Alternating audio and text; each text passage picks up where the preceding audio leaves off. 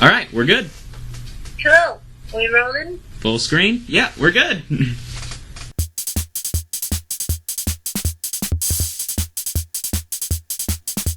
Hey guys, and welcome to the second episode of A Brief History Interviews. This week I interviewed Dodie Clark, also known as DoddleOddle. I hope you enjoy it.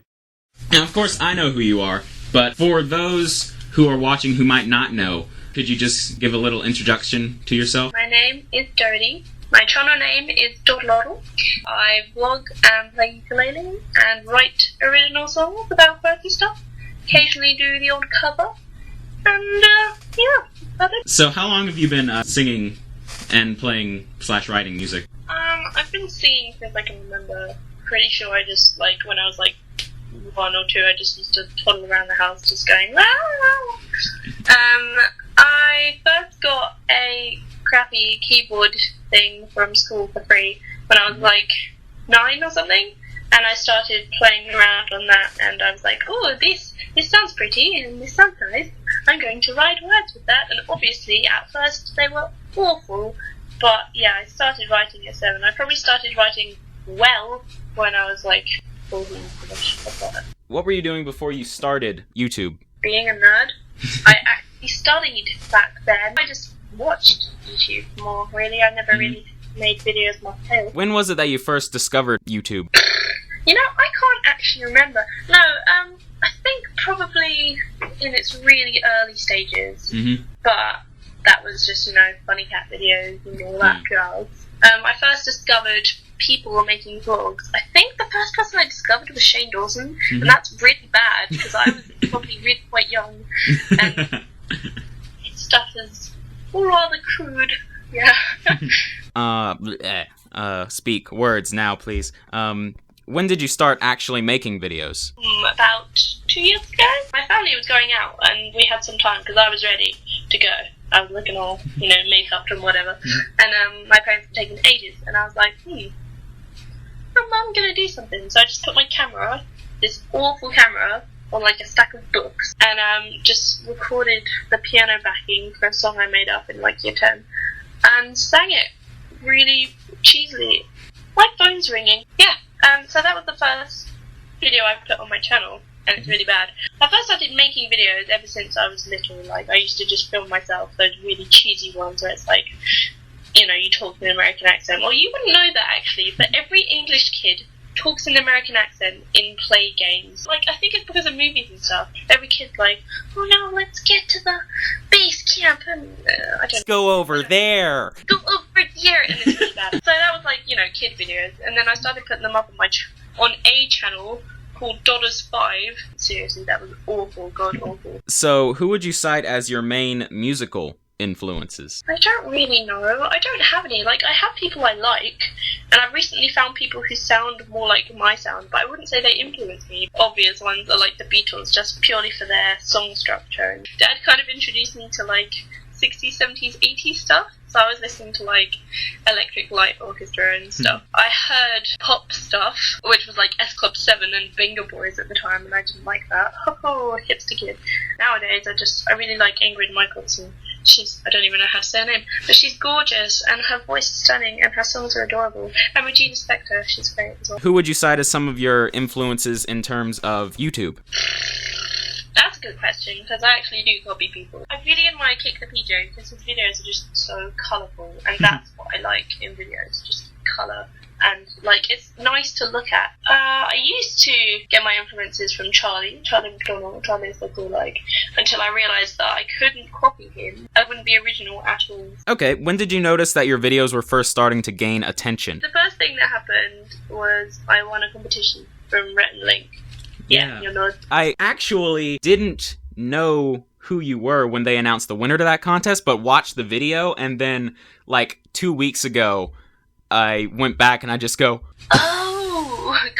It's the person that I'm interviewing now. The most insane moment of my life. I literally jumped around and screamed, and my parents were just shut. And I was and then I just refreshed my YouTube page, and the number was going up, and call me shallow, but that was extremely exciting. I think I got about 600 subscribers from them. Dang. And for me, that was a big deal. The second burst was when Charlie commented on this really cheesy song that I did about him back in the day, which is long gone now. Yeah, he commented, and obviously they came up on like feeds and stuff, and everyone was like, "Who's this?" So they all subscribed. That got me up to 1,000. That's insane. It just kind of grew from there, really. So I'm really lucky in that sense that I kind of got 2 little bursts. And you recently broke 20,000, which is insane. No, I never thought I'd get there. I'm always setting myself targets. I'm like, when I reach 10,000, I'll probably, release some t-shirts, iTunes.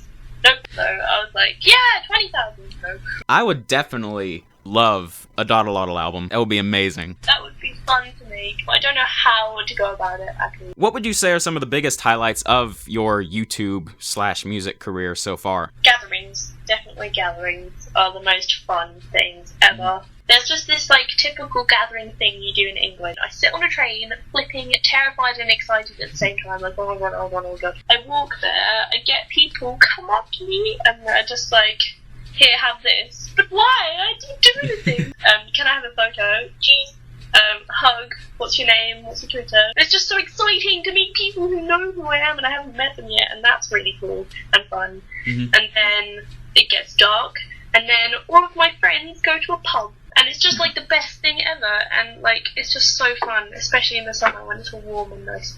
I think it's mostly just the social side of things, like having fun with friends, making friends. I think I have a bigger social group from YouTube than I do in like school and stuff now. You were in the most recent episode of Becoming YouTube. I was. That was fun. I mean, we were having fake alcohol. Well, we then put fake alcohol for us, and then we stopped off and got a bottle of wine and actually got a little bit tipsy. So it was actually like a real party. DoddleOddle doesn't do that kind of thing. Yeah. She doesn't get squirty creamed in the mouth. Oh, really? Well, actually I do, and it's pretty fun. You have this very cutesy, innocent disposition. That is kind of interesting because obviously no one's really like that. I'm not innocent. No one's innocent. And what goals do you hope to accomplish in the future, whether they be YouTube related or not? I definitely want to grow my audience just because, number one, it opens so many doors to you. I mean, yes, it's extremely shallow, but if you tell someone of importance that you have a following of like so-and-so thousand, they're like, you're interesting, let's have you. And I'm not saying I want to use my audience, not at all, because, oh my goodness, people are so nice. I basically just feel like I have 20,000 friends right now. Tell 8-year-old Dodie that, the girl who's, like, living, eating her little dairy dunkers in the playground. But anyway, yeah, so grow my audience, because it's useful and it's fun. Just be happy. That's extremely cheesy. But right now, everything's poo because of exams and, like, jobs. Like, I don't even know what I'm doing with my life. Who does, to be honest? Yeah. You know, all that jazz. And I just want to find a nice balance where I'm okay, my friends are okay, my money situation's fine, and I'm living happy, and that'd be great. I still think America is just so much cooler than England. England is bloody crap when it comes to schools and stuff. Do you go to, like, one of those stereotypical high schools with, like, the cheerleaders and the jocks? Kinda. Yeah, we have that, but a crap version where we have like grey lockers that are this big. It's not fair. I've always said that if I was to live anywhere other than the US, it would be Canada or London. Why London? I like English stuff, and I don't get to experience it as much. Stuff. Please explain to me what the benefits are, so I can stop feeling so miserable. Well, I mean, I just enjoy the sound of a British accent. I do. And another thing is I am completely and entirely obsessed with Doctor Who. Okay, yeah, fair enough. And I am tired of not having anyone to talk about it to. I have a really good friend who lives in London named Abby that I've never met. Hi. hello. Hello. I'm doing an interview, actually. Oh, Kodak moment. She came in and she was like, Verizon, yeah. Have I just entered a family altercation? A summer or two ago, I spent $100 on an Epiphone acoustic electric ukulele that looked like a Les Paul guitar, and then this happened to it. I want it really bad. What happened to it? I don't know. I had this sitting on a piano bench, like right outside that door. And then one day, my then, not anymore, girlfriend came over and picked it up, strummed it for like 2 seconds, and then sat it down. Paid it no attention, and then like 2 hours later, I come back and. I can see why she's then going, go to the base. What's up? No, Hetty, you do that.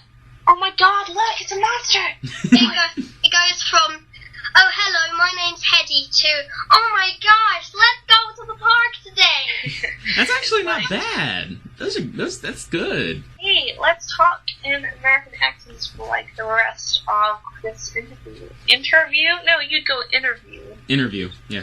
Unless you just want to be like interview. Yeah, like really articulate. Really articulate. I can't do it very well at all. I used to be able to do it really well, but now I've kind of focused on Irish. It was great to talk to you. Thank you so much for taking part in this. It was awesome. That's cool. It was pretty cool. When I'm massive, I expect a brief history of DoddleOddle. Like, that's gonna happen. This interview will have the same basic thumbnail as the brief history videos, with the little clock in your face and this text underneath. That's so cool. People tell me to do brief history of myself, and I'm like, no, I can't do that. That's why I did the whole brief history thing in the first place. I didn't want to talk about myself. I also didn't want to show my face. I've seen your face. I could print screen this and plaster it everywhere. I'll let you do your thing. Thanks, bro. It was nice talking to you. It was awesome. Thank you. Hey. Breakfast. Bye. Bye. Where's the button? So that's it. That's the interview. I want to give a big thank you to DoddleOddle, and if you haven't checked her out, please do so now. And I think that's about it. I'll see you in a week. DFTBA.